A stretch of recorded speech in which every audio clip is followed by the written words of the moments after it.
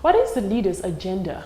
To be a leader, you must have followers. A good leader motivates, empowers his team to achieve the best possible results. To lead, you must win their hearts so that you also have their hands and their heads. Today, we're at the UCOS office to get insight into the leadership agenda of Tomisin Fashina, the CEO of UCOS. 1. The head. The leader must have a clear understanding and direction of where he wants to go, both as an individual and on behalf of his organization. He asks the critical question, what do we need to do to arrive at where we want to go?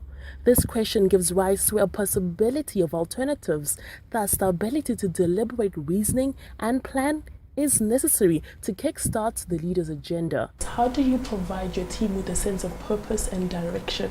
My organization is a knowledge-based organization, so it is not about telling people on a daily basis, this is what you do today, this is what you do tomorrow. We sit together and craft out plans, strategies for the organization. These objectives that dovetails into strategies enables us to decide on what do we want to achieve and what do we want to do in the course of the year. That gets taken down into clear tactical plans. Each unit, each division within the organization will decide on what they need to achieve and how they need to drive that on a day-to-day basis. And that makes my life easier. That means that all I need to do is just walk around. I call it management by walking around. Walk around and figure out where help is needed, where clarity is needed, and help make it happen. The rank and file needs to be carried along. So we spend time socializing, we spend time getting our views and our objectives across the room. It's a small organization at this stage, so it's easy to do that. We hold town hall meetings, communicate, allow questions to be asked, and at the end of the day, get everybody aligned towards that objective and try to drive it on a day-to-day basis. But my job is to motivate the team to achieve results. What would be the performance expectations that you set for the group that you lead? If you're an executive, you have a balanced scorecard on what your team should achieve. If you are a programmer, if you're a developer, even if you're the receptionist, you have a balanced scorecard on what you need to do to achieve the objective. So objectives are clear for everybody. Targets and goals are clear for everybody. And all you need to do is come in and do your part and make it happen. So the responsibility also lies in the individual to take their everybody. part. Yes. Like I said, at this point we're a small organization. The way we're driving it is that even when we become 500, the same philosophy, the same culture will be ingrained in the organization. Every individual must be responsible. Every individual must have clarity in terms of purpose and direction. I keep emphasizing it's a knowledge environment. Think of it when you have a group of software engineers. The brilliant idea can come at 2 a.m. Yes. So it is not a 9-to-5 job. 2. The heart. The leader's focus is on the well-being, emotions, and personal aspirations of his followers. In the process, awakening their enthusiastic spirits, nurturing their passions, and offering authentic leadership which will impact on the followers' willingness to go to war with him. Do you have a team that is willing to go beyond the call of duty? I believe in this organization, I believe in my leader, and therefore I am willing to stretch myself. Today I have a team that comes in every morning. Some work till 10, 11. Some wake up at 2 a.m. at night to work. Last Saturday, almost all the engineers were in the office, because we are working on some big idea that we are all supercharged and super excited about. I was not in the country, but where I was chatting with the team and getting the team going, and the team was already doing everything themselves. So does that prove that yes, the team is aligned to the objective and they are doing it? Absolutely. I think it proves that. Absolutely. It's not in what I say, it is in what happens on the shop floor. They're empowered and they take it as their own, and therefore that's why ownership. You would there's ownership. There's ownership, there's empowerment. See, at the end of the day, it's their workmanship. So it is having an opportunity to impact a whole. Yes. And there's a pride that comes with it in terms of that I did it. And my job is to ensure that we don't lose focus on that every individual takes pride in their work. So at the end, is it an I did it or an we did it? It's a we did it. We did it. I always tell my team that I'm not interested in superstars. So We are trying to create an environment where everybody has a voice. Everybody knows that I'll be listened to. There are no stupid ideas. So put it on the table. To put on the table. The least we will do is debate it. Yes.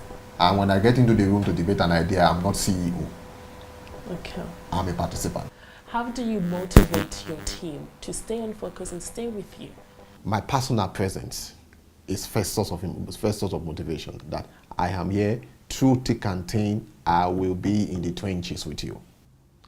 The fact that you know that I trust you, the fact that you know that I am available to you, makes you know that you are not just important in delivering objective, but you're important as a person. It's not about how many sticks did they carry today. It's not about what you want to. See, it's about the soft things. I ask, how happy are my staff? They're spending the best part of their day here. And it's got to be a happy space. 3. The hands. This is the ability of the leader to translate what is stored in the hearts and the heads of his followers into actions and tasks yielding measurable results. This involves a concrete implementation of plans, harnessing his followers' strengths to the right application. How do you get your team current with the latest trends in terms of resourcing, training? What investments do you We make invest a in that lot on direction? training. We invest a lot on what I call exposure, formal training courses.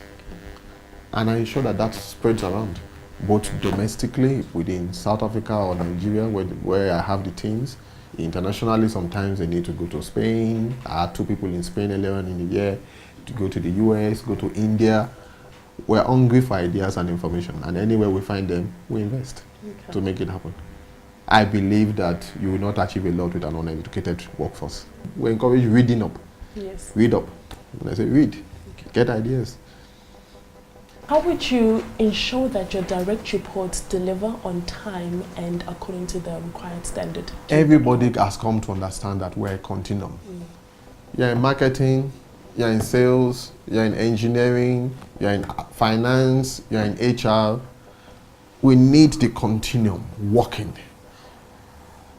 for us to succeed. Yes. So one of the things that we have stressed to every member of the team is that, do you understand your role in terms of achieving the organizational success? Because we sit together and say that, what do we want to achieve as an organization? We want X number of users, we want X number of revenue, we want this, we want that, we want this number of active. Okay, now, what do you do as product head? What do you do as marketing head? What do you do as engineering head? What do you do as finance head? What do you do as HR? Say, HR, yeah, if you don't get me the right engineers, we're not going to get anything done. Yes. So everybody understands what role they play in making that organizational objective achievable. Sounds like you have a well-resourced, well-equipped team with you. I have a team that is work in progress. We never stop working on ourselves and at our team, and we believe that we will achieve our results. I read somewhere that helping one to fulfill their potential is a moral obligation, but it's also good business practice. Yes. Would you agree? I agree very much. Okay. So your state of mind, your level of happiness, that you are winning in your personal space is important. Ultimately, a well-thought-out leader's agenda incorporates the ability of the leader to create an effective organization, to inspire and energize his followers to achieve a particular vision, combined with their willingness and ability to deliver the expected results.